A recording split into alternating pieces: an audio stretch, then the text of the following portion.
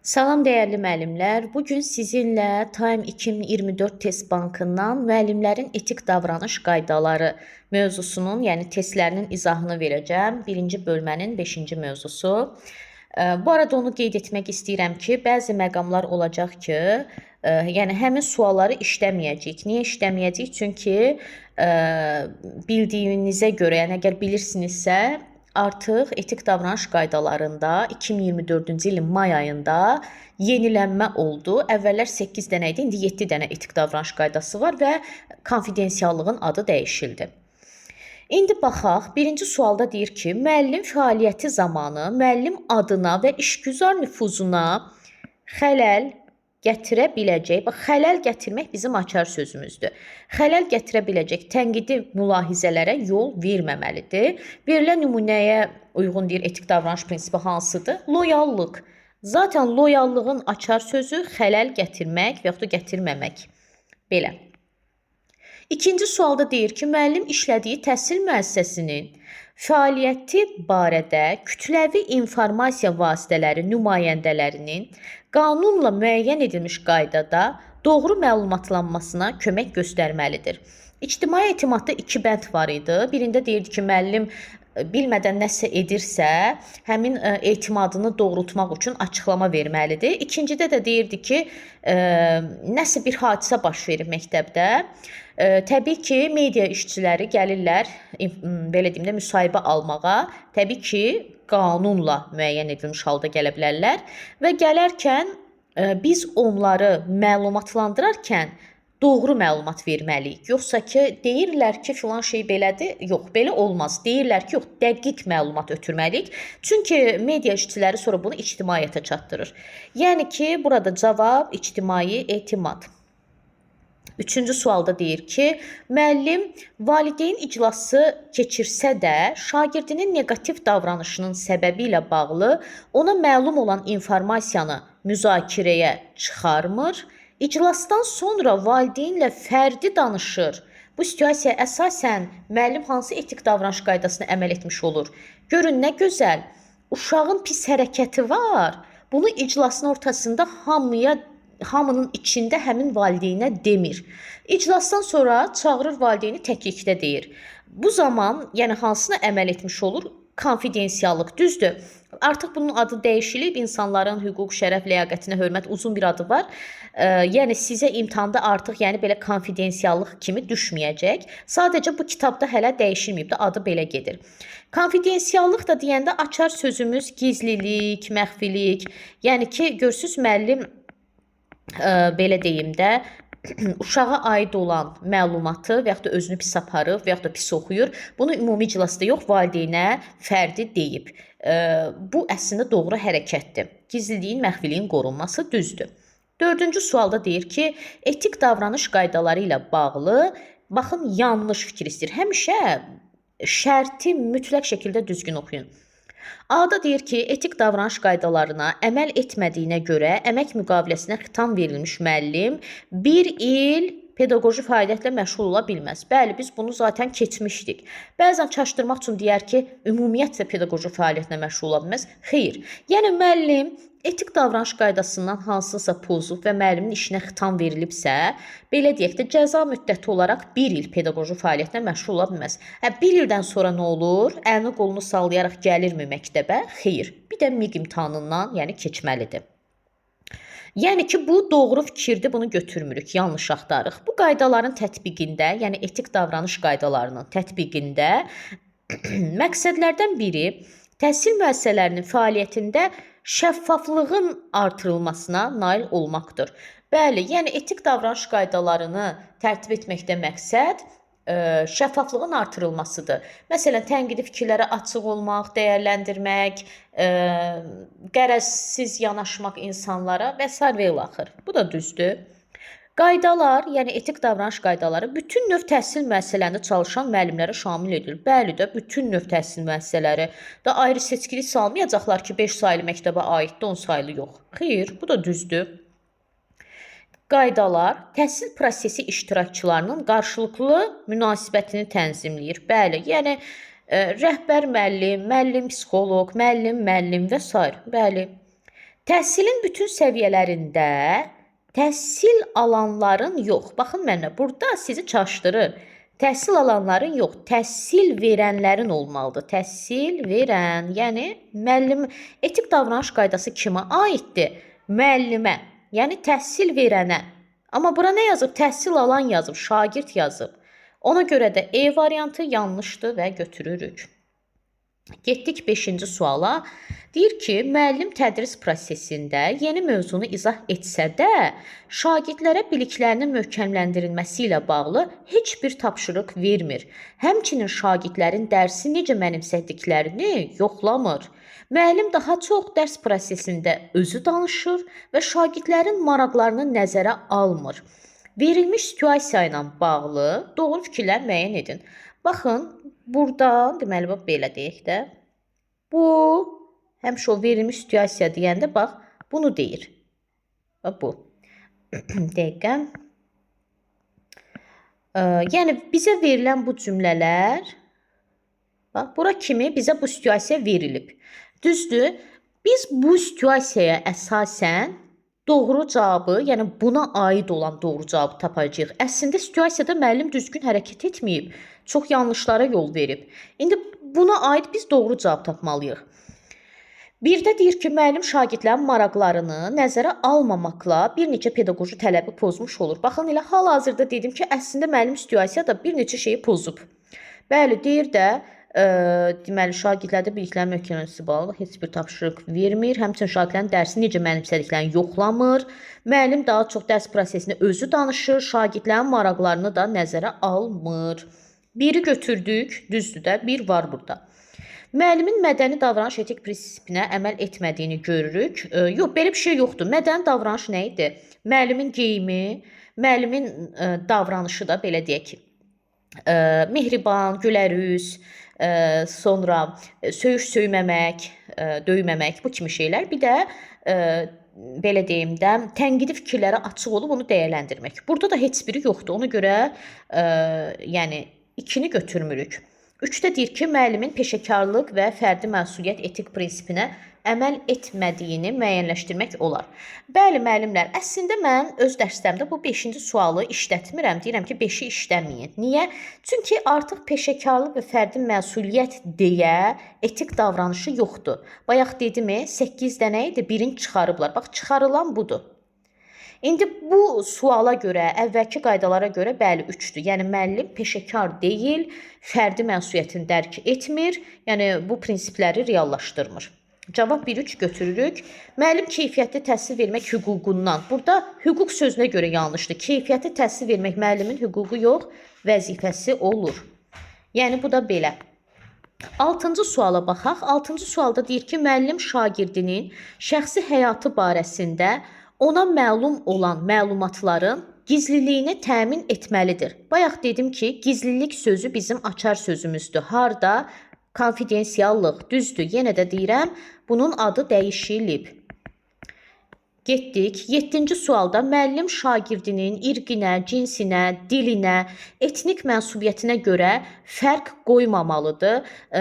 Zaten bunu biz bir neçə dərslərdə hər dəfə, yəni qərəzsizlikdən danışırıq. Bəli, ayrı seçkilik varsa, fərq qoyursa, deməli qərəzli yanaşır. Deməli, fərq qoymamalıdır da, yəni qərəzsizlik prinsipinə əməl etməlidir. 8-də deyir ki, şagirdlər KSQ-dən zəif nəticə göstərirlər. KSQ sözünün mənası kiçik summativ qiymətləndirmə. Zəif nəticə göstərirlər. Buna görə müəllim onları sərt formada danlayır ki, bu nədir yazmısınız, niyə belə pis yazmısınız, uşaqları danlayır. Deyir, bu situasiyada hansı münasibət pozulub? Situasiyada kimdən danışdıq? Müəllim və şagirddən danışdıq da, düzdür? Bir müəllim var, bir də şagird var. Kimdən münasibət pozuldu? Müəllimlə şagird arasında. Yəni təhsil alanla münasibət pozuldu. Kollektivlə əlaqəsi yoxdur. Rəhbərin heç adı keçmir. Müəllim və cəmiyyətlə əlaqəsi yoxdur. Valideynin adı keçmir. Təhsil alanla müəllimin münasibəti pozuldu. Keçdik 9-cu suala. 9-cu sual əslində belə deyək də əzbərçi cümlələrdir. Bu elə qərəzsizlik prinsipinin bəndləridir. Deməli, sual şahesinin yerinə uyğun gələn cavabı müəyyənləşdirin deyir. Müəllim öz peşə vəzifəsindən və səlahiyyətlərindən kənar məsələlərə müdaxilə etməməlidir.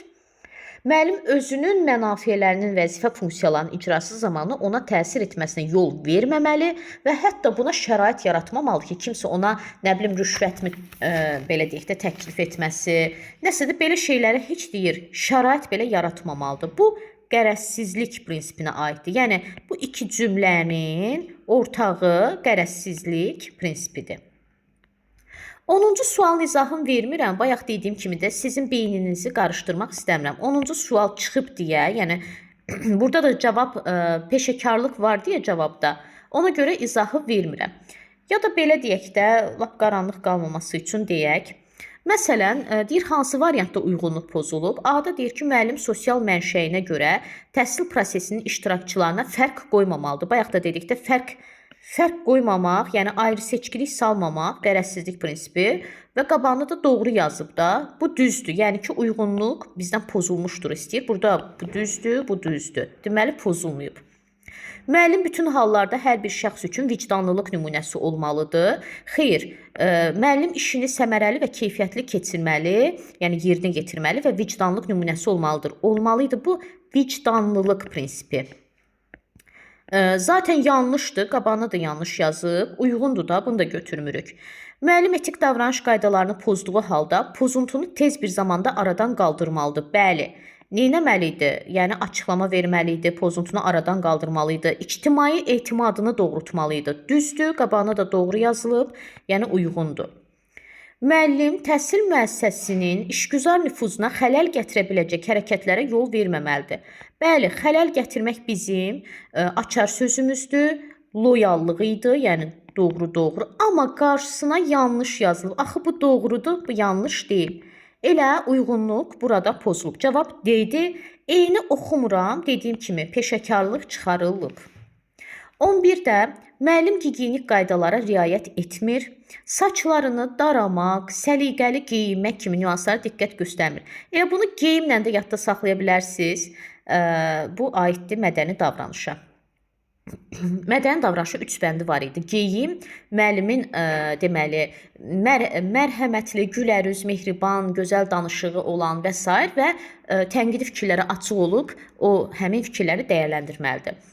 12-də müəllim özünün və ya maraqlı şəxslərin mənafelərinin vəzifə funksiyalarının icrası zamanı ona təsir etməsinə yol verməməlidir. Burada da baxın bu cümləyə biz harda rast gəldik? Baxın eyni burada rast gəldik də. Düzdür? Nə idi o? Qərəzsizlik. Eyni cümlədir. Getdik 13-ə. Uyğunluğu istəyəndə doğrudan doğru, yanlışdan yanlışı tapacağıq. Deyir ki, müəllimin etik davranış qaydalarını tərtib etməkdə məqsəd ümumi orta təhsil səviyyəsidir. Birinci səhvimiz budur. Niyə ümumi orta? Ümumi orta deyəndə 5-9-cu sinifdən söhbət gedir. Burada ümumi təhsil pilləsi deməliydi. Orta yox, ümumi təhsil pilləsi deməliydi. Deməli, burada səviyyə yazıb. Ümumi təhsil pilləsi olmalıydı. Bir də yazıb ki, təhsil alanlarla münasibəti tənzimləməkdən ibarətdir. Ümumiyyətlə elə təkcə təhsil alan yox, bura valideyn də, həmkarlar, rəhbər hamısı daxildir. Yəni ki, bir yanlışdır. Bir getdi. Müəllim vəzifə funksiyalarının icrası zamanı insan hüquqlarına və demokratik prinsiplərə əməl etməlidir. Lap tutalım ki, bura kimi başa düşməzsəniz də məxfiliyi, gizliliyi qorumalıdır. Hansı idi? Əvvəlki adı nə idi? Konfidensiallıq. Deməli, bu da yanlışdır. 2 də getdi. Müəllim öz peşə vəzifəsindən və səlahiyyətlərindən kənar məsələlərə müdaxilə etməməlidir. Bu suala biz harda rast gəldik? Baxın, 9-cu sualın 1-ci cümləsi. Nə idi bu? Qərəzsizlik. Amma bura yazıb qanunun aliliyi. Müəllim təhsil alanlara qarşı xeyirxah, təmkinli olmalıdır, tənqidi fikirlər qəbul etməlidir. Bunu bayaqdan neçə dəfə demişəm. Bu nə olmalıydı? Mədəni davranış. Mədəni davranış. Bu da getdi. İndi biz, deməli bu da səhvdir də, uyğunluğu istəyir axı.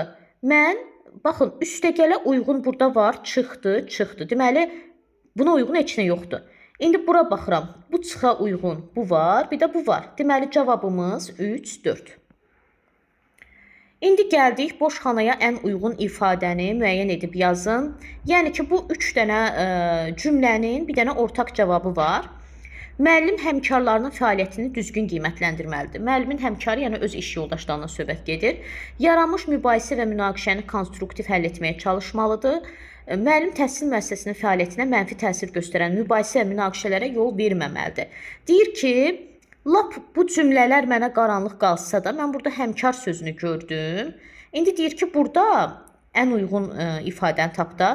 Rəhbəri götürə bilmərəm, çünki həmkardır daxı. Rəhbər həmkar deyil. Rəhbər elə rəhbərdir. Bu getdi. Valideynin ümumiyyətlə adı çəkilməyib. Şagirdin adı çəkilməyib. Cəmiyyət yoxdur. Burada söhbət kollektivlə münasibətdən gedir. Çünki deyir axı həmkarlar. Deyir axı yaranmış mübahisə, münaqişəni. Dediyim kimi, lap bu iki cümlə sizi çaşdırsa da, bu həmkar sözündən artıq kollektivi tapa bilərsiniz. 15-ci sualda deyir ki, müəllim valideynlə ünsiyyət zamanı baş vermiş anlaşılmazlığı şagirdə biruzə verir. Deməli, valideynlə arasında problem yaşanıb, dalaşıblar və gəlir onu şagirdə hiss etdirir. Hətta bu hal şagirdin nailiyyətinin qiymətləndirilməsinə də təsir edir. Bir növ belə deyim də, elə bir ki, uşağa qərəzli yanaşır, uşaqla prinsip aparır, valideynlə dalaşıb hirsini uşaqdan çıxır. Bu nə idi? Qərəzsizlik prinsipi. Getdik. Deməli, əslində 16-cı sualda işləmək lazım deyil. Bəli, 16-da cavab özdə budur. Yəni, peşəkarlıq fərdi olduğuna görə 16-nın izahını vermirəm. Çünki çıxarılıb bu sual yoxdur. 17-ci suala gələk. 17-də də uyğunsuzluğu istəyir. Baxın, diqqət eləyin. Uyğunluq yox, uyğunsuzluq. Müəllimin təhsil alanlarla, yəni müəllim və şagird münasibəti. Müəllim hər bir təhsil alanının sağlamlığı və rifahını düşünərək onları zərərli vərdişlərdən çəkindirməlidir. Bəli, düz deyir də, eləməlidir. Müəllim təhsil alanlara qarşı fiziki zor işlətməməli, onların şərəf və ləyaqətinə alçadan hərəkətlərə yol verməməlidir. Bəli, doğrudur. Təhsil alanlara verilən qiymətin qərəzli şəkildə azaldılmasına və ya əsassız olaraq artırılmasına yol verməməlidir. Bəli, yəni ki, yalançı qiymətlər, ya qiyməti aşağı salmaq, ya da yalandan yuxarı qiymət vermək olmaz. Düzdür, yəni. Müəllim valideyn və ya digər qanun nümayəndələrlə hörmətlə və nəzakətlə davranmalıdır.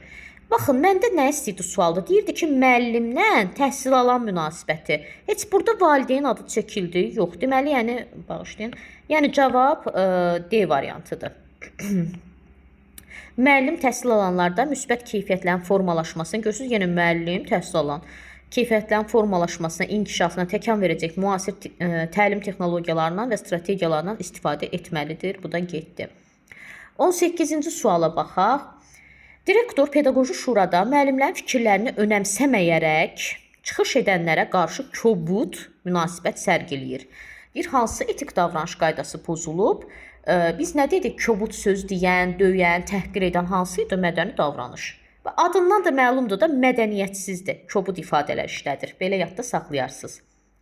19-cu suala baxaq. Yenə uyğunluğu istəyir. Doğrudan doğru, yanlışdan yanlış. Müəllim şagird və valideynlərlə ünsiyyət zamanı xoşagəlməz zarafatlardan və vulqar sözlərdən istifadə edir. Baxın, yenə vulqar sözlər, xoşagəlməz zarafat nədir? Mədəni davranış. Yəni, mədəniyyətsizdir də vulqar sözlərdən istifadə edir. Bu düzdür. Yəni, biri götürdüm. Çünki uyğundur da, bununla bu uyğundur. Sinifdə ailə daxili problemi olan risk qrupuna daxil şagird oxuyur. Buna görə müəllimin bu uşağa münasibəti mənfidir. Yazıb ki, konfidensiallıq. Nə əlaqə? Konfidensiallıq gizliliyin pozulmasıdır.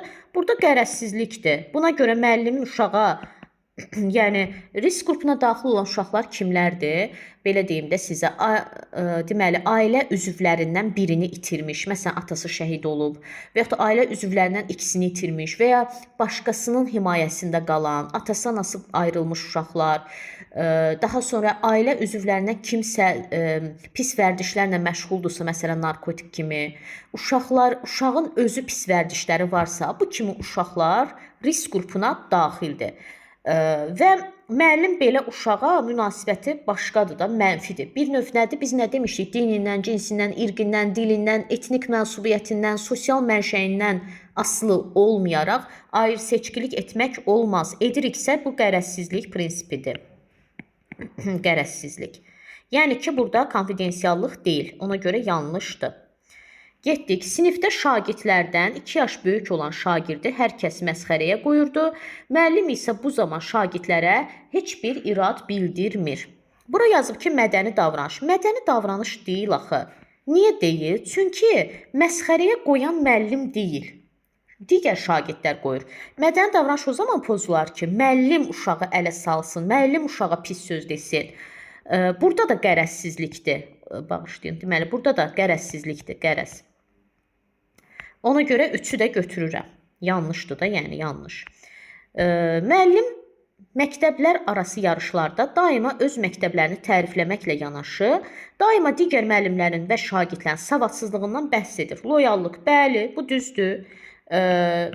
Loyallıq nə idi? Öz peşə vəzifəsinə, nə bilim, müəllim adına nə gətirirdi? Xələl gətirirdi. Burada da gətirir. Başlayır digər müəllimlərin savadsızlığından danışmağa. Bizim cavabımız nə oldu? 1-3. Getdik 20-ci sual. Müəllim şagirdinin son zamanlar dərsə gecikməyi ilə bağlı valideynlə əlaqə saxlamış və müəyyən məlumatlar əldə etmişdir. Şagirdlə təşkil etdiyi iclasda bu məsələni müzakirəyə çıxarmışdı. Yadınızdadırsa, bayaq da iclasda müəllim onu müzakirəyə çıxarmır, valideynlə təklikdə danışır. Orada konfidensiallığa əməl edir, amma burada pozur, gizliliyi pozur. Ona görə də deməli cavabımız B variantı. 21-də əslində 21-də də cavab peşəkarlığı soruşur. Baxın müəllimlər peşəkarlığı bu da gedib. Ona görə bunun da izahını vermirəm. Getdik 22-yə. Müəllim tədris zamanı mövzular əsasında bacarıqların, deməli, formalaşdırılmasına diqqət yetirmir. Sadəcə dərsləri tədris edirdi. Burada da cavab peşəkarlıqdır müəllimlər. Yəni müəllim peşəkar deyil. Bu da getdi. 22-yə də baxmırıq. 23-ə də baxmırıq. 23 də getdi. Baxaq 24-də. Müəllim sinifdə oğlan və qızları əyləşdirərkən ayrı seçkiliyə yol verir. Bayaq nə dedik? Ayrı seçkilik nədə idi? Peşə yönümü haqqında söhbət edərkən də eyni mövqeyi nümayiş etdirir. Qərəzsizlik. Ayrı seçkilik varsa qərəzsizlikdir. 25-də verilənlərdən biri qərəzsizlik prinsipinə aid edilə bilməz. Müəllim peşəsini qərəzsiz yerinə yetirməlidir. Təbii ki də elə bu aiddir. Müəllim təhsil alanları irqinə, dilinə, cinsinə görə fərqləndirməməlidir. Həmişə bu inkarlıq şəkilçisinə diqqət edin ha. Bu da düzdür. Müəllim təşəbbüskar, intizamlı, çalışqan olmalıdır. Bu qərəzsizə aid deyil. Bu mədəni davranış. Mədəni davranış. Dəqiqə neynədim mən? Mədəni. Aha. C düzdür. Müəllim şəxsi mənafilərin vəzifə funksiyalarının icrası zamanı ona təsir etməsinə yol verməməlidir. Bunu bayaq da dedim, qərəzsizlik prinsipinin elə maddəsidir, əzbərçi cümlədir. Müəllim səlahiyyətlərindən kənar məsələlərə müdaxilə etməməlidir. Bu da düzdür. Bu da elə onun əzbərçi bir cümləsidir. Getdik 26. Müəllim iclaslarda və görüşlərdə öz fəaliyyətini həddən artıq tərifləyir, təbliğ edir. Bu da məktəbdə müəllimlər arasında əməkdaşlığa mane olur. Deyir, bu situasiyada hansı münasibət pozulur? Deməli, söhbət müəllim var, iclaslar, görüşlər öz fəaliyyətini tərifləyir, təbliğ edir. Məktəbdə müəllimlər, müəllim və müəllimlər kim olacaq? Təhsil alan deyil, təbii ki, kollektiv, rəhbər yoxdur, cəmiyyət yoxdur, valideyn yoxdur. Kollektivlə, çünki müəllim və müəllimlər arasında problem yaranır. 27-yə baxaq, aşağıda müəllimlərin etik davranış qaydalarında əksini tapmış münasibətlərin hansına aid nümunə yoxdur? Deməli, bizə 4 dənə cümlə verib, 4-ünə aid ABCDE var, amma biri yoxdur da, düzdür? Baxaq. Dərs zamanı şagird ilə qarşılıqlı anlayışa əsaslanan münasibət vardır. Deməli, dərs zamanı şagird ilə qarşılıqlı anlayışa əsaslanan, deməli, müəllim şagird var. Baxaq görək. Təhsil alanlarla münasibət var, getdi. Müəllim eyni fənn müəllimləri ilə birlikdə həftəlik müzakirələr aparır. Deməli, müəllim və müəllimlər. Kollektivlə münasibət var. Müəllim şagirdin fəaliyyəti haqqında valideyninə aylıq məlumat verir. Deməli, müəllim və valideyn. Baxaq görək, valideynlərlə münasibət var. Müəllim fəaliyyətində və həyatında münaqişə və mübahisələrə yol vermir. Deməli, müəllim öz fəaliyyətində və həyatında müəllim və cəmiyyət var. Kim yox idi? Bir dənə rəhbər haqqında heç bir cümlə yox idi. Getdik 28. Sinfə yeni gələn şagird fərqli etnik mənsubiyyətə malik olduğundan müəllim hər dəfə həmin şagirdi müxtəlif fəaliyyətlərdən kənarlaşdırır. Yəni ayrı seçkilik edir. Ayrı seçkilik varsa qərəzsizlik. 29-da bir sual işarəsinin yerinə yazıla biləcək cavabı müəyyənləşdirin. Yəni ki, bu cümlə ilə bu cümlə arasında bir dənə ortaq fikir var. Pedaqoji kollektivi və ya hər hansı bir müəllimi hüquqa və etik normalara zidd olan hərəkətlərə sövq etməməlidir. Lap tutalım ki, mən bu cümləni başa düşmədim. Rəhbər tərəfi, o rəhbər mənim açar sözüm buradadır, tərəfindən müəllim əməyinin qiymətləndirilməsi həqiqi xidmətlərinə görə olmalı, qərəzsiz və ədalətli formada həyata keçirilməlidir. Burada nə deyir? Sual işarəsi yerinə rəhbərdən söhbət gedirsə, təbii ki, rəhbər. 30-da nə deyir? Uyğunluğu tapın deyir. Deməli, mədəni davranış, loyallıq və ictimai etimad. Müəllim dərs zamanı şagirdlərin fərqli yanaşma və düşüncələrini qəbul etmir, öz fikrini şagirdlərə aşılamağa çalışırdı. O var idi mədəni davranışda müəllim tənqidi fikirlərə açıq olmalı və onu dəyərləndirməlidir. Amma müəllim burada tənqidi fikirlərə açıq deyil. Deməli, 1-ə getdi A. Müəllim təhsildən sonraki dərslikləri bəyənmədiyini daima dilə gətirir, yeniliyi qəbul etmirdi. Burada da loyallığı pozur. 2-yə getdi B. Müəllim peşə nüfuzunu möhkəmləndirməyə borcludur. Peşə nüfuzunu, ictimai etimadını möhkəmləndirməyə borcludur. Bəli. A, B, C. E variantı.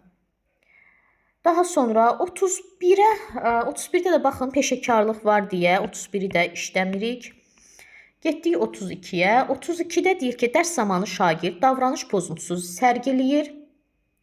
Müəllim təmkinini itirmədən ona qaydaları təkrarən izah edir. Deyir ki, bu situasiya hansı münasibətə aiddir? Yenə də baxın, şagird var, müəllim var. Yəni, təhsil alanlarla münasibət. Kollektiv, yəni müəllimin iş yoldaşları bu yoxdur. Belə bir kollektiv yoxdur da. Rəhbər söhbəti keçmədi sualda, cəmiyyət yoxdur, valideyn adı keçmədi. Şagird və müəllimin münasibətindən danışır. İki müəllim arasında olan mübahisə böyüyərək məktəbdə münaqişə halına gəlir. Digər müəllimlər, şagirdlər buna şahid olur. Bu situasiyada hansı münasibət və hansı prinsip pozulmuşdur? İki müəllim dalaşırsa, deməli kollektivlə münasibət və münaqişə var, dava-dalaş var, qırğın-qiyamət var. Nə idi? Mədəni davranış.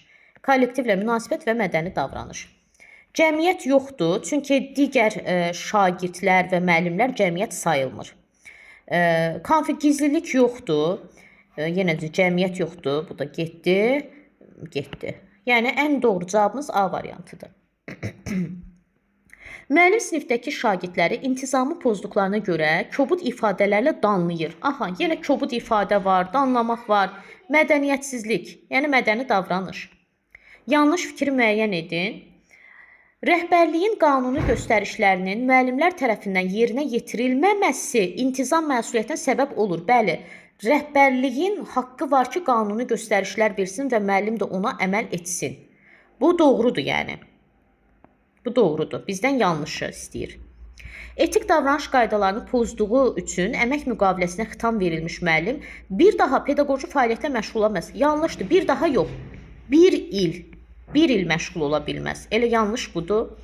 Müəllim tərəfindən valideynlərin qanuna zidd hərəkətlərə sövq edilməsi yol verilməzdir.